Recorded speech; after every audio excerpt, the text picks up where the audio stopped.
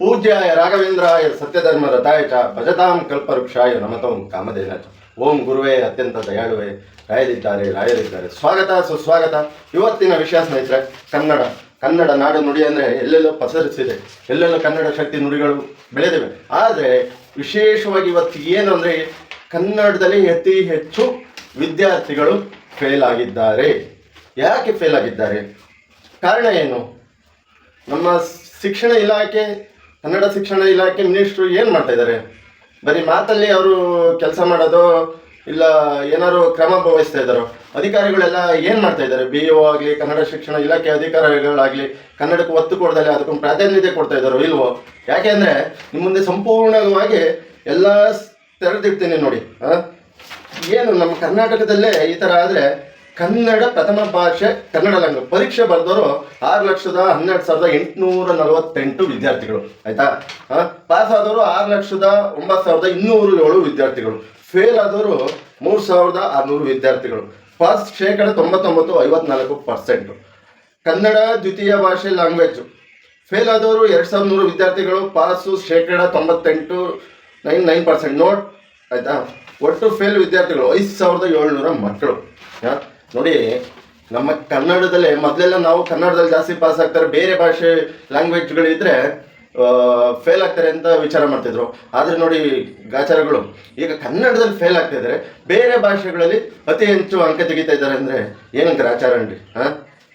ಯಾವ ಜಿಲ್ಲೆಯಲ್ಲಿ ಕನ್ನಡ ಜಾಸ್ತಿ ಫೇಲ್ ಆಗಿದೆ? ಕಲಬುರಗಿ 680 ಮಕ್ಕಳು, ಯಾದಗಿರಿ 540 ಮಕ್ಕಳು, ರಾಯಚೂರು 510 ಮಕ್ಕಳು, ಬೀದರ್ 480 ಮಕ್ಕಳು, ಬಳ್ಳಾರಿ 450 ಮಕ್ಕಳು. ಪ್ರಿಯಾಂಕಾ ಖರ್ಗೆ ಅವರಿಗೆ ತುಂಬ ಗೌರವ ಇದೆ.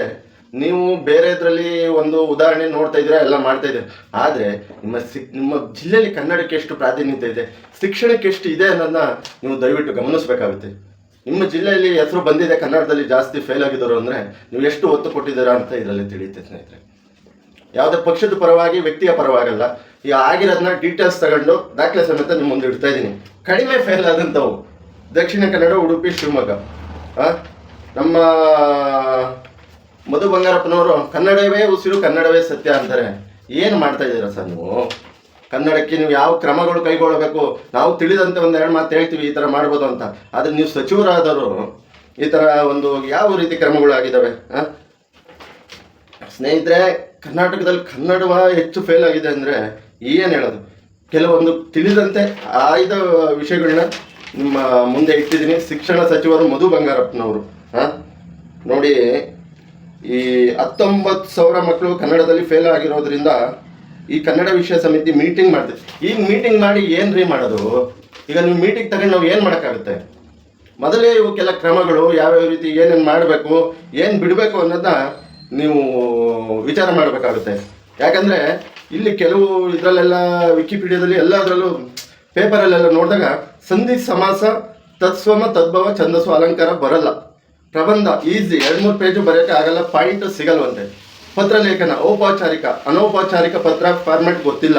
ಕಠಿಣ ಪದಗಳು, ಗದ್ಯ ಪದದ ಅರ್ಥ ಬರೆಯೋಕೆ ಕಷ್ಟ. ಕೈ ಬರೋ ಸಮಯ, ಸ್ಲೋ ರೈಟಿಂಗ್, 3 ಗಂಟೆ ಪೇಪರ್ ಕಂಪ್ಲೀಟ್ ಆಗಲ್ಲ. ನೀವು 3 ಗಂಟೆಲಿ ಈ ಥರದ್ದು ಇಷ್ಟು ಪೇಜು ಈ ಥರ ಕಷ್ಟದ್ದು ಅಂದರೆ ನೀವು ಮಕ್ಕಳಿಗೆ ಫಸ್ಟು ಎಲ್ಲ ತಯಾರಿಗಳು ಮಾಡಿಸ್ಬೇಕು. ಹೀಗೆ ಈ ಥರನೇ ಅಂತೇಳಿ ನೀವು ಏನು ಹೇಳಿದ್ರಿ ಅಧಿಕಾರಿಗಳು? ಯಾಕೆಂದರೆ ಸ್ನೇಹಿತರೆ, ನಾನು ಇದೆಲ್ಲ ಪಕ್ಕ ಎಲ್ಲ ರೆಡಿ ಮಾಡಿಕೊಂಡೇ ಹೇಳ್ತಾ ಇರೋದು. ನೋಡಿ, ಕನ್ನಡ ಹೇಳಿಕೆ ಕೊಟ್ಟಿರೋದು, ಕನ್ನಡ ಜಾಸ್ತಿ ಆಗಿರೋ ಬಗ್ಗೆ ಯಾರು ಮಾತಾಡ್ತಿದ್ದಾರೆ? ಇಲಾಖೆ ಉನ್ನತ ಅಧಿಕಾರಿಗಳು ಹೇಳಿರೋ ಕನ್ನಡ ಭಾಷೆ ಮುಂದಿನ ದಿನ ನಿಮ್ಮ ತಾಂಡ್ರೆ ಏನು ಮಾಡಿದ್ರಿ? ಈಗ ಫೇಲ್ ಆಗಿರೋರ ಕತೆ ಏನು? ಮುಂದಿನ ದಿನ ನಿಮ್ಮ ಮಕ್ಕಳು ನೀವು ಕನ್ನಡ ಶಾಲೆಯಲ್ಲಿ ಓದಿಸಿದ್ದೀರಾ? ನೀವು ಯಾವುದೋ ಫಾರಿನ್ ಮತ್ತೊಂದು ಮಗದೊಂದು ಶಾಲೆಯಲ್ಲಿ ಓದಿಸ್ತೀರಾ? ಕನ್ನಡ ವಿಷಯ ಸಮಿತಿ SSLC ಕನ್ನಡ ಸಬ್ಜೆಕ್ಟ್ ಅಧ್ಯಕ್ಷರು ಡಾಕ್ಟರ್ ಚಂದ್ರಶೇಖರ್ ಪಾಟೀಲ್, ಪ್ರೊಕೆ ವಿ ನಾರಾಯಣ ಸ್ವಾಮಿ, VV ಬೆಂಗಳೂರು, ಶ್ರೀಮತಿ ಗೀತಾ ನಾಗಭೂಷಣ್, ಶ್ರೀ ಬಸವರಾಜ್ ಸದಾಶಿವಪ್ಪ, ಶಿಕ್ಷಣ ಇಲಾಖೆ 2000 ಏಪ್ರಿಲ್ ಲೇಟೆಸ್ಟ್ ಲಿಸ್ಟ್ ತಂದಿದ್ದು ಶಿಕ್ಷಣ ಸಚಿವರು. ಅಯ್ಯೋ ಶಿಕ್ಷಣ ಸಚಿವರೇ, ದಯವಿಟ್ಟು ಇದ್ರ ಬಗ್ಗೆ ಕ್ರಮ ಕೈಗೊಳ್ಳಿ. ಹಿಂದಿ ಭಾಷೆಗೆ ನಾವು ಅಂಕ ಕೊಡಲ್ಲ, ಹಂಗೆ ಹಿಂಗೆ ಅಂತ ಹೇಳ್ಬಿಟ್ಟು ನೀವು ಎಕ್ಸಾಮ್ ಮಾರ್ಕ್ಸು ಇದು ಮಾಡೋ ಟೈಮಲ್ಲಿ ಮಾರ್ಕ್ಸ್ ಇದೆ ಅಂತ ಹೇಳ್ತೀರಾ. ನೀವು ಭಾಳ ಸಾಧನೆ ಸರ್ ಇದು. ಕರ್ನಾಟಕ ಶಾಲಾ ಪರೀಕ್ಷೆ ಮತ್ತು ಮೌಲ್ಯ ನಿರ್ಣಯ ಅಧಿಕಾರಿಗಳು ಲಿಸ್ಟ್ ಕೊಡ್ತೀನಿ ನೋಡಿ. ಹುದ್ದೆ ಡಾಕ್ಟರ್ BB ಕಾವೇರಿ, ಕಮಿಷನರ್. ನಿರ್ದೇಶಕರು Shri V Srinivas, direct SEC ಇಡ್ಯು. ಜಂಟಿ ನಿರ್ದೇಶಕರು Shrimati Renuka, JD exam S. Kannada ವಿಷಯ ಸಮಿತಿ SSLC ಕನ್ನಡ. ಅಧಿಕಾರಿಗಳು ನೀವು ಏನು ಹೇಳಬೇಕು ಅನ್ನೋದು ತಿಳಿತಾ ಇಲ್ಲ. ನಾನು ಕರ್ನಾಟಕ ಸರ್ಕಾರಕ್ಕೆ ಮನವಿ ಮಾಡ್ತೀನಿ, ನೀವು ಹೆಚ್ಚಿನ ರೀತಿಯಲ್ಲಿ ಕನ್ನಡಕ್ಕೆ ಗಮನ ಕೊಡಬೇಕು. ಬರೀ ಭಾಷಣದಲ್ಲಿ ಬಿದ್ದೋಗಿ ಮಾತಾಡಿದ್ರೆ ಆಗಲ್ಲ.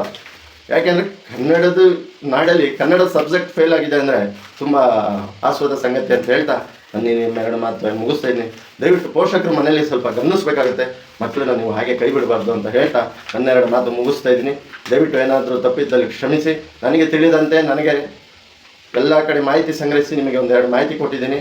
ನಾವು ಲಾಸ್ಟಿಗೆ ಮತ್ತೊಮ್ಮೆ ಹೋಗ್ತೀನಿ. ಶಿಕ್ಷಣ ಸಚಿವರು ಮಧು ಬಂಗಾರಪ್ಪನವರು ನೀವು ಗಮನ ಕೊಡಬೇಕು ಸರ್.